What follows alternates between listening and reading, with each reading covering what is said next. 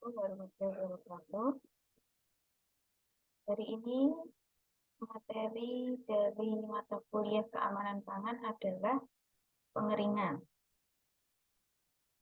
Definisi pengeringan adalah pengeringan merupakan metode pengawetan dengan cara pengurangan kadar air dari bahan sehingga daya simpan dapat diperpanjang. Nah, jadi pengeringan ini adalah untuk mengurangi kadar air dari suatu bahan pangan sehingga eh, bahan itu akan memiliki umur simpan yang lebih tinggi. Kemudian karena umur simpannya tadi lebih tinggi, kadar airnya lebih rendah, otomatis aktivitas mikrobia dan enzim akan menurun karena enzim dan mikrobia ini akan lebih senang hidup di bahan pangan yang mengandung kadar air yang tinggi. Dengan adanya pengeringan ini, kadar air dalam bahan pangan ini akan menurun sehingga aktivitas mikroba dan enzim juga akan menurun. Aktivitas mikrobia dan enzim ini akan menurun, akan mengakibatkan sedikitnya kerusakan dari bahan pangan yang diakibatkan oleh aktivitas mikrobia dan enzim. Nah, proses pengeringan sendiri ini bukan merupakan proses sterilisasi, karena proses pengeringan ini masih memungkinkan adanya cemaran dari mikrobia, atau cemaran fisik, atau cemaran enzimatis, tapi dalam jumlah yang minimal ya. Sedangkan proses sterilisasi di sini adalah suatu proses untuk menghilangkan mikrobia dalam jumlah yang banyak, dalam waktu yang lama. Otomatis mikrobia di sini tidak dapat hidup dan tumbuh ketika adanya proses sterilisasi. Jika proses pengeringan ini memang mengurangi kadar air, aktivitas mikroba di dalam itu juga akan menurun, tapi tidak menafikan bahwa mikrobia tetap masih bisa tumbuh karena di pengeringan ini juga kadar airnya masih ada, bukan tidak ada sama sekali. Sedangkan proses sterilisasi ini memang bertujuan untuk menghilangkan mikrobia yang mengganggu proses pengawetan seperti itu. Kemudian untuk produk yang sudah dikeringkan harus dijaga supaya kadar airnya tetap rendah. Jadi setelah melakukan proses pengeringan, sebenarnya proses pengeringan ini kan bertujuan untuk memperpanjang umur simpan dari produk ya. Salah satu tujuannya. Sehingga ketika selesai proses pengeringan tadi, produk yang sudah kering ini harus benar-benar dipastikan memiliki kadar air yang juga tetap rendah. Mulai dari pengawasan ketika penyimpanan, setelah proses pengeringan nanti biasanya ada beberapa produk pangan yang butuh treatment lagi, khusus lagi untuk menjaga supaya kadar airnya tetap rendah. Kemudian seperti yang saya sebutkan tadi, untuk tujuan pengeringan, di sini selain salah satunya adalah pengawetan, karena kadar air ketika proses pengeringan tadi menurun, otomatis kan aktivitas mikrobia dan enzim juga akan menurun, sehingga produk pangan ini bisa lebih awet. Kemudian adalah mengurangi bloom atau berat produk. Jadi ketika awalnya misalnya produk pangan itu dalam bentuk basah, misalnya kita mau menjemur adonan dari karak ya. Karak itu kan base-nya kan eh, nasi dan air ya. Di situ kan produknya awalnya itu basah. Dengan adanya proses pengeringan, otomatis airnya akan menguap. Misalnya kita pakai salah satu teknik pengeringan yaitu menggunakan sinar matahari. Nah, itu kan otomatis airnya akan menguap ketika di sinar matahari tadi.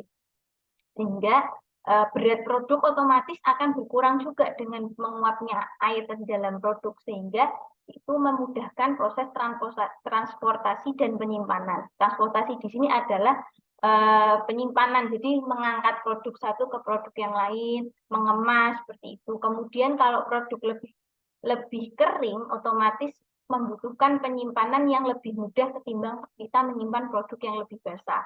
Itu. Kemudian ada lagi tujuan yang ketiga adalah penganekaragaman produk seperti breakfast cereal, minuman instan.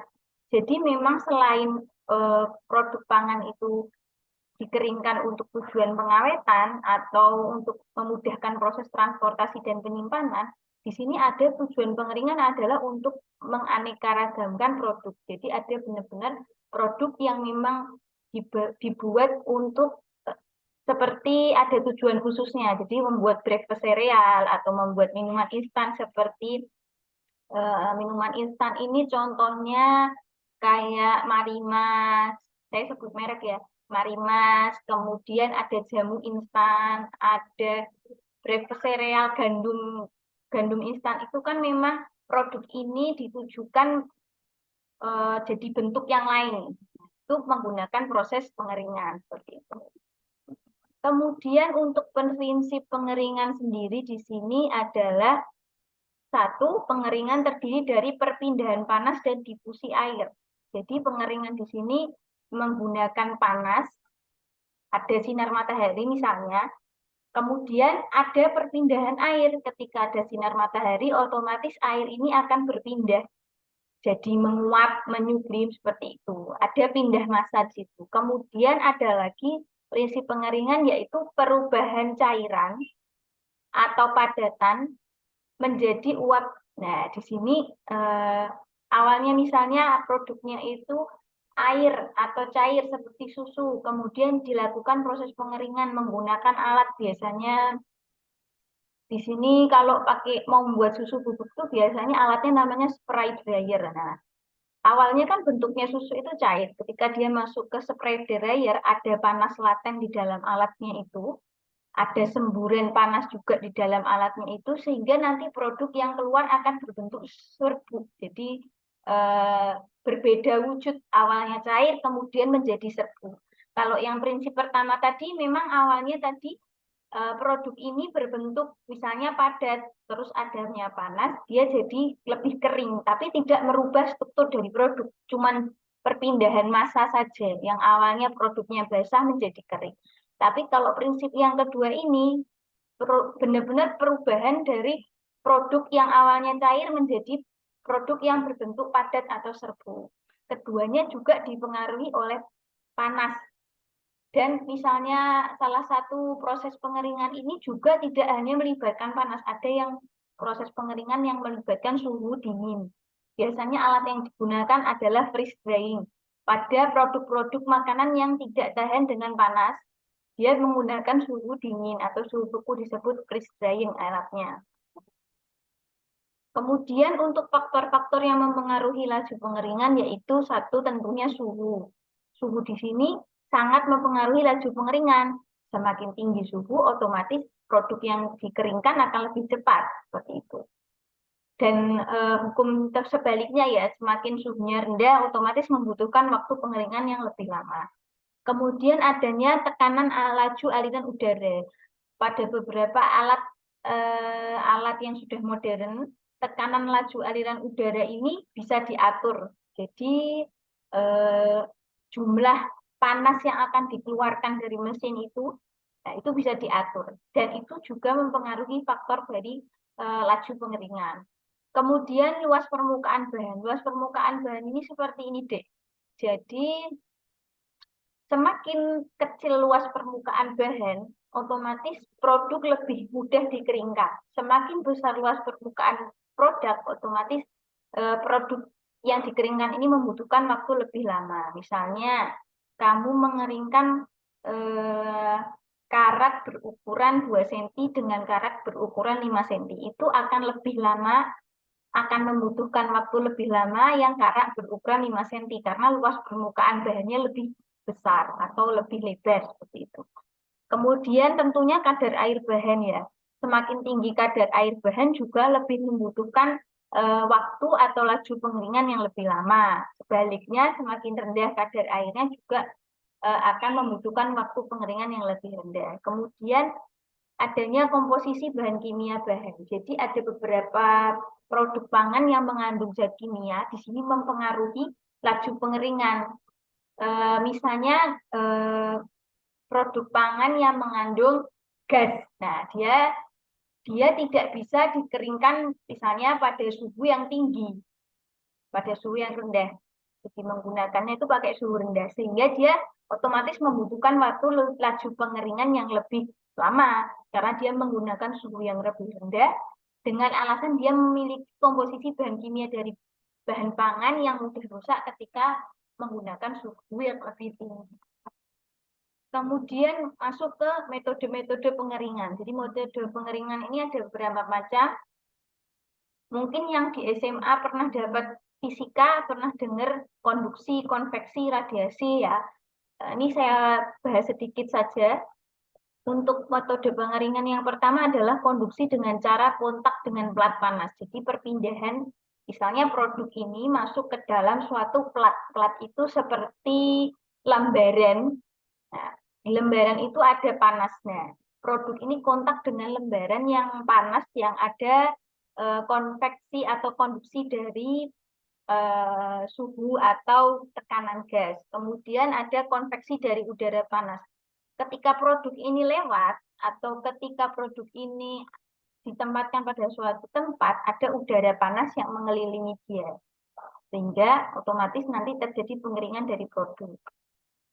Kemudian yang terakhir adalah radiasi dari sinar inframerah. Ini mungkin kita sering temukan pada pengeringan secara tradisional ya. Jadi matahari langsung atau menggunakan energi solar. Biasanya energi solar itu dikombinasi dengan sinar matahari. Seperti itu.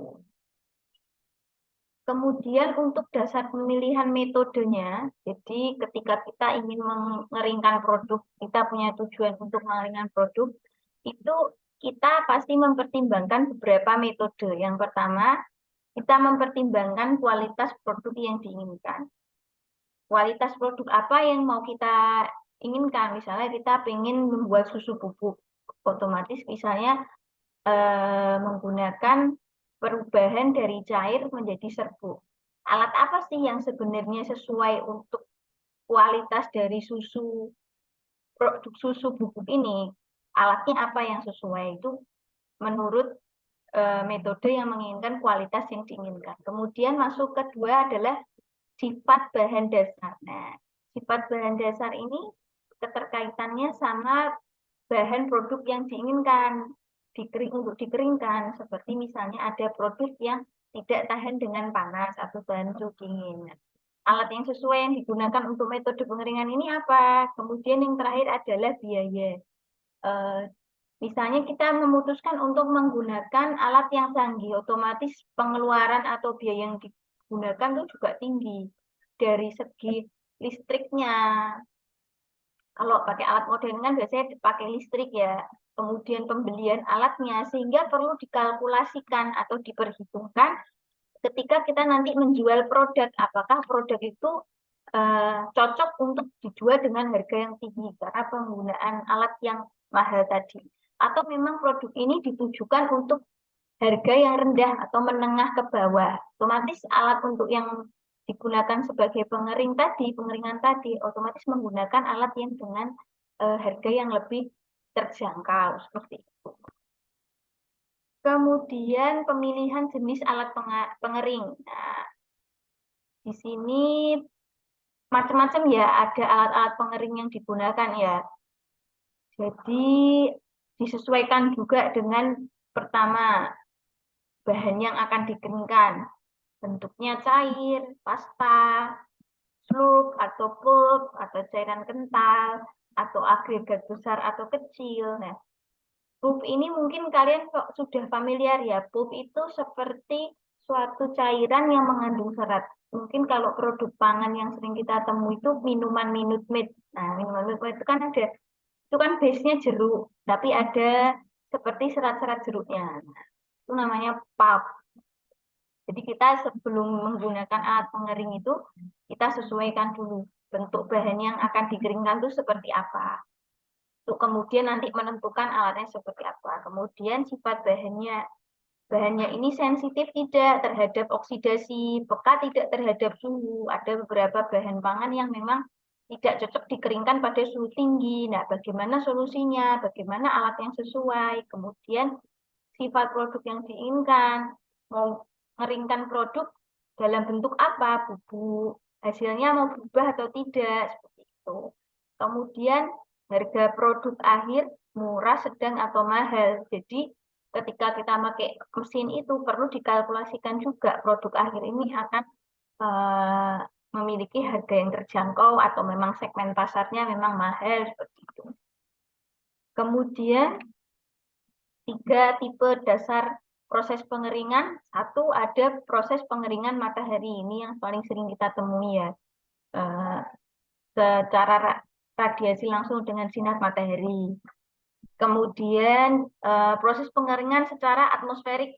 Nah, ini ditentukan sama suhu. Ada istilahnya kombinasi suhu, terus kemudian tekanan, seperti itu. Nah, dia ada 2 jenis. Ada yang batch sama continue. Batch itu bentuknya dia seperti oven. Jadi kita misalnya mau mengeringkan suatu produk dengan suhu yang berbeda. Kita masukkan dulu di suhu 20, kemudian dikeluarkan lagi, dimasukkan lagi, dipasang suhu 40, itu pengeringan dengan atmosferik yang jenis batch. Kemudian kalau yang jenis continue, dia ada macam-macam, ada tunnel, ada belt probe, ada spray drum, macam-macam. Tapi dia itu ciri khasnya punya seperti konveyor. Jadi seperti mesin yang terus berjalan, ya itu kemudian suhunya nanti di atas mesin itu akan menyesuaikan. Jadi tidak perlu dikeluarkan, tapi dia ada mesin yang bergerak seperti itu. Kemudian ada pengeringan subatmosferik. Di sini ada pengeringan vakum dan pengeringan buku. Ini pakai suhu yang bermacam-macam, ada kombinasi. Selain panas, dia di situ juga di vakum, juga pakai suhu yang tinggi seperti itu. Kemudian ada jenis-jenis pengeringan di sini.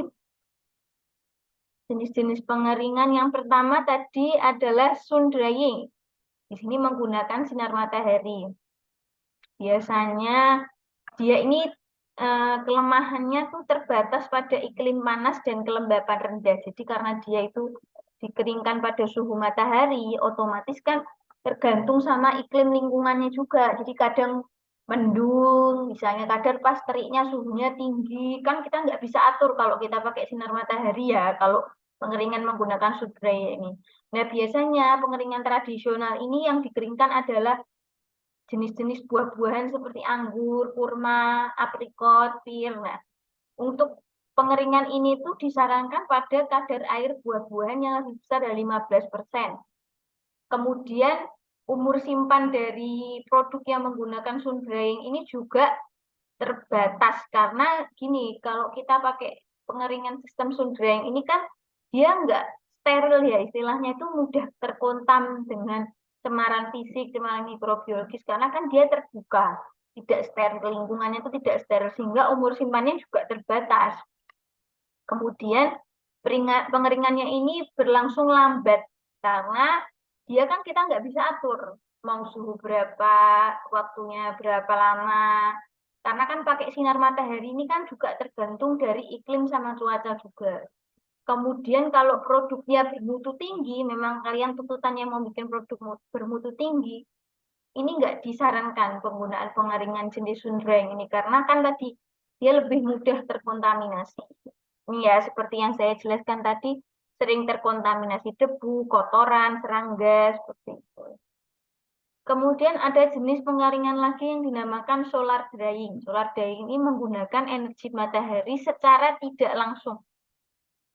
Dia bisa menggunakan energi matahari saja atau menggunakan energi matahari ini secara tambahan, sebagai energi tambahan.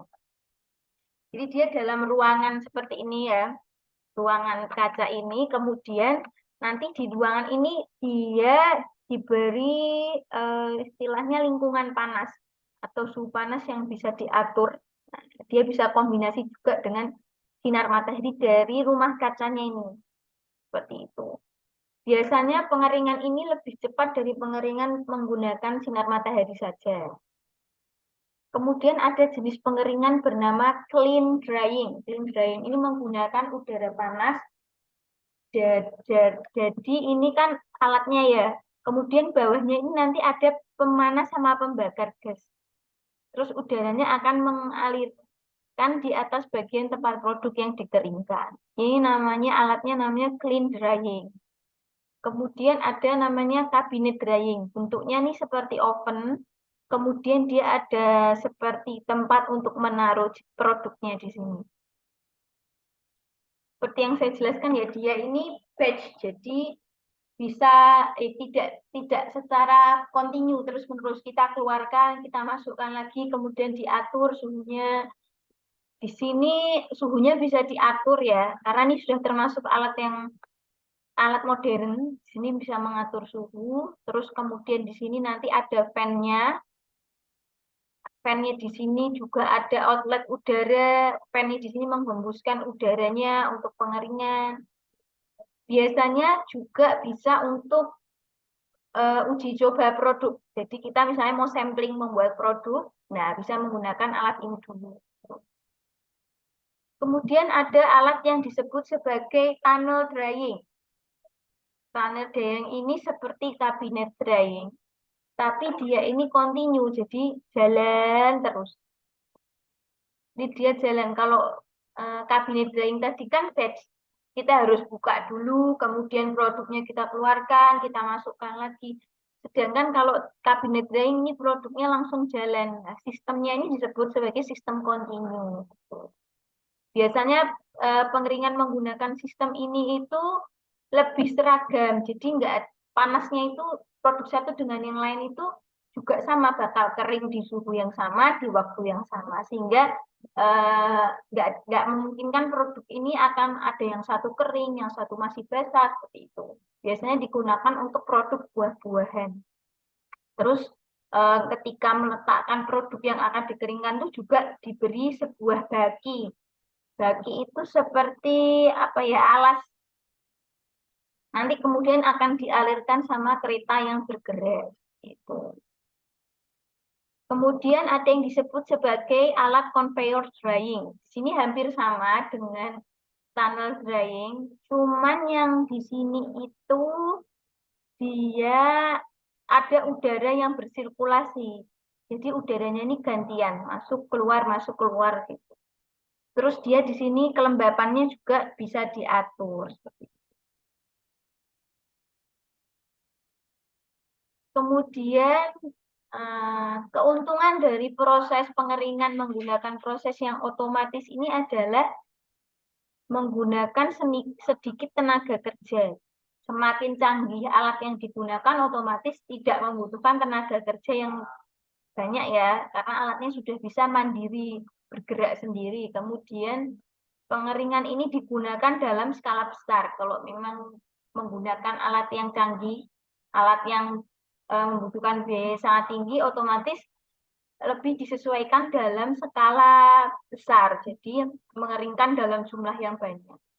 Kemudian untuk kelemahannya bisanya hanya untuk mengeringkan satu komoditas, nggak bisa kita campur.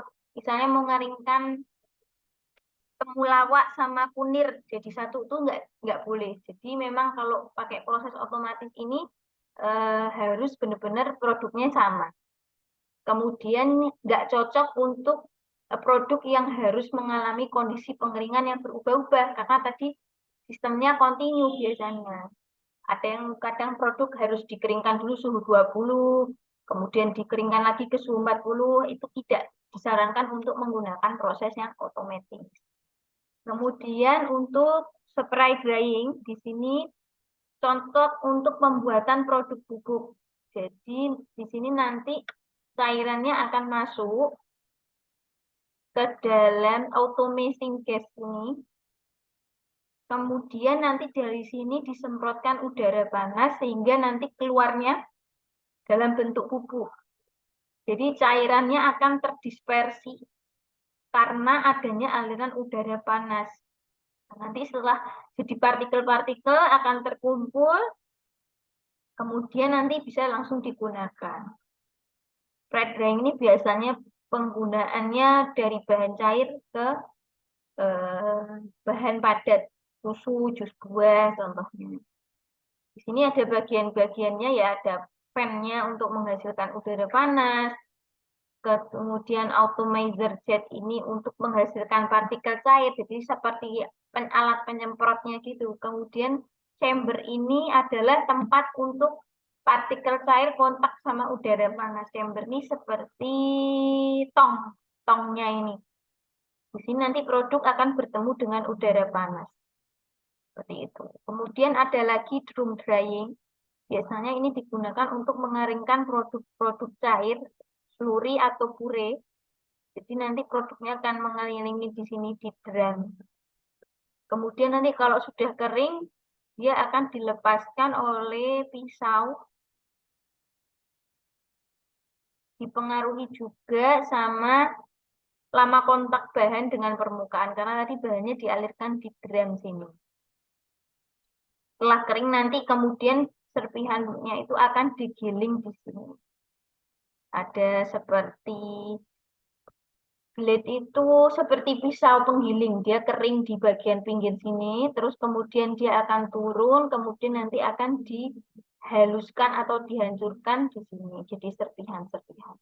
Biasanya tidak cocok untuk bahan yang sensitif terhadap panas. Jadi kalau ada produk yang mudah rusak karena adanya panas, pengeringan menggunakan drum drying ini tidak disarankan.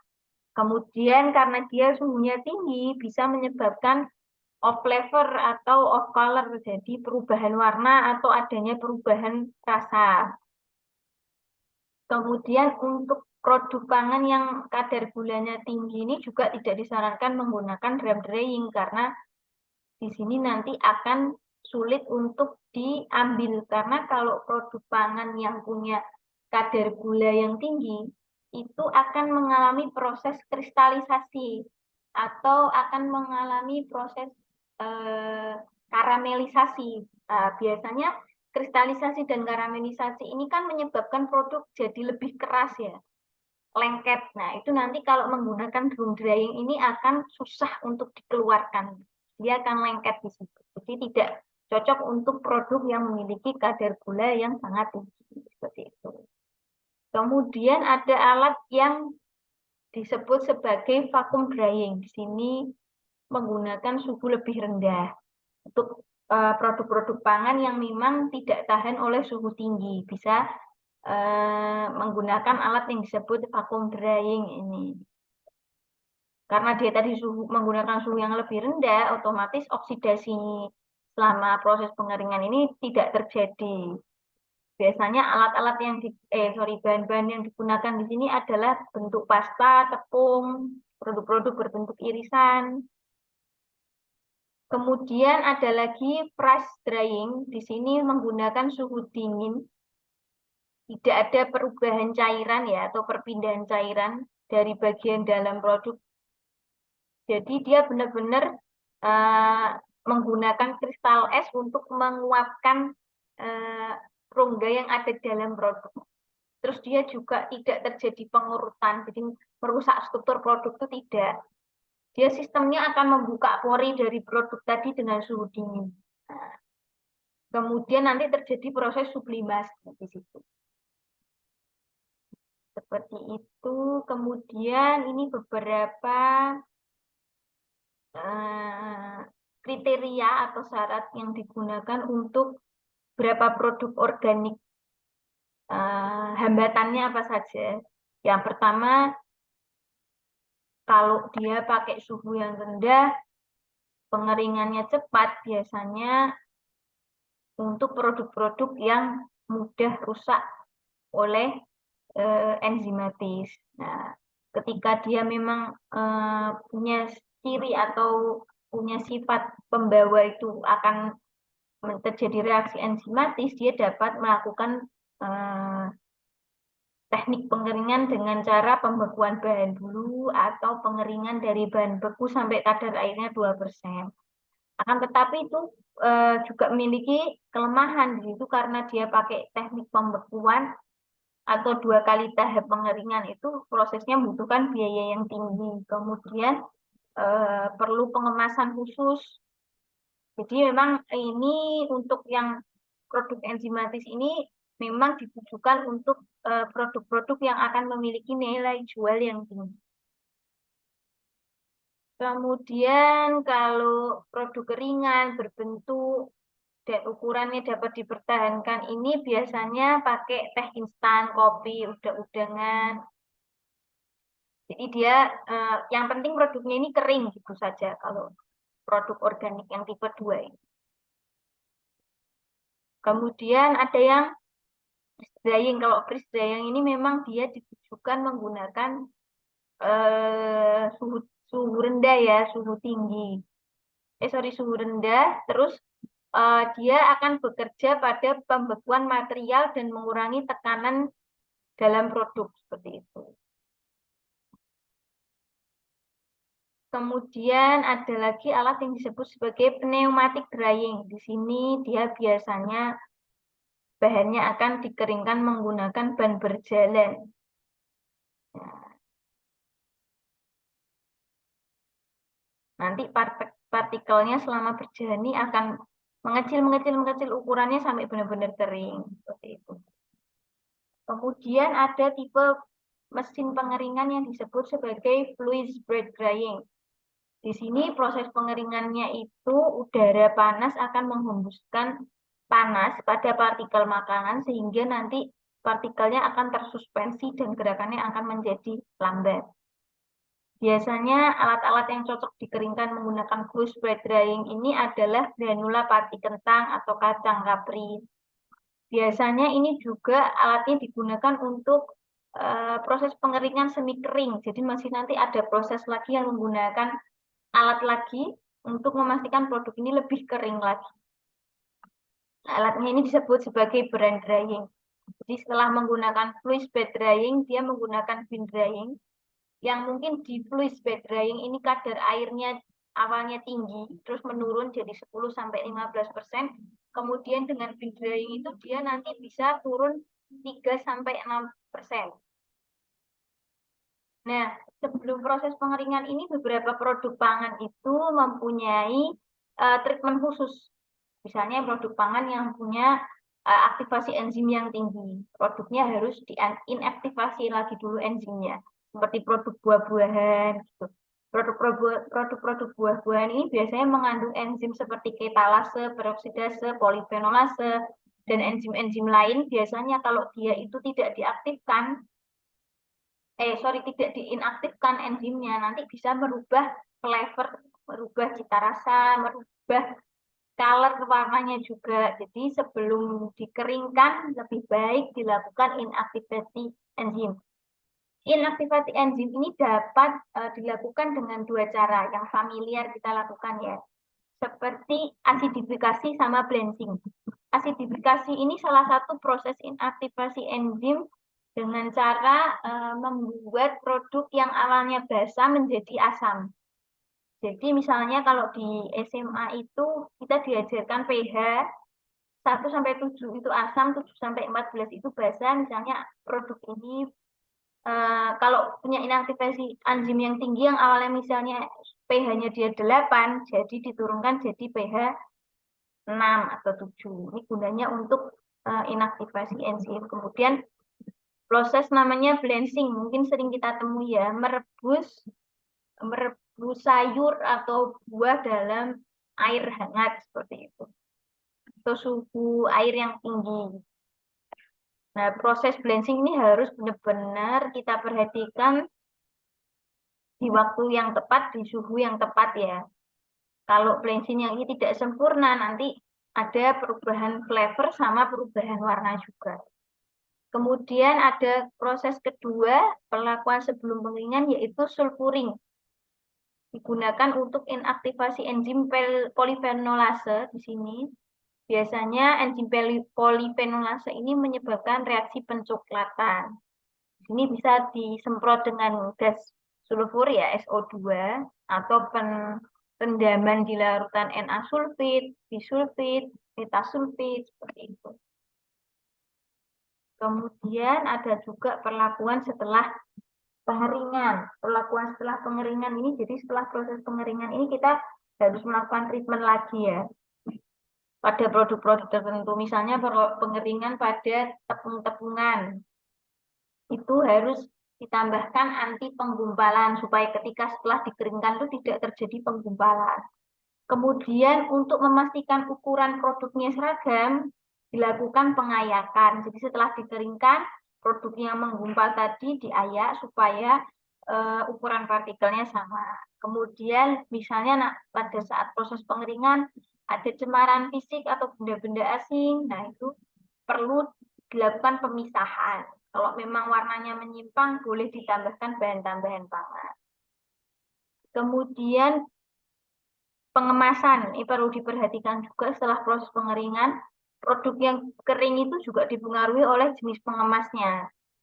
Karena pengemas itu melindungi dari kelembapan, cahaya, udara. Terkadang setelah dikeringkan, produk juga sensitif terhadap cahaya sama udara. Nah, biasanya produk pengeringan beku juga harus dikemas dalam gas inert seperti N2. Jadi ada produk yang dikemas kemudian ditambahkan gas inert atau silika gel, gunanya untuk menyerap kelembapan di dalam produk atau memberi headspace. Jadi seperti headspace itu seperti spasi ya. Jadi kayak kelonggaran dalam kemasan itu minimal 1-2%. Mungkin sekian mata kuliah keamanan pangan hari ini. Kurang lebihnya mohon maaf. Wassalamualaikum warahmatullahi wabarakatuh. Untuk nanti pertanyaan bisa via chat group ya. Karena teman-teman yang hybrid kan tidak ada aplikasi khusus ya. Sehingga nanti bisa chat group atau chat saya. Terima kasih.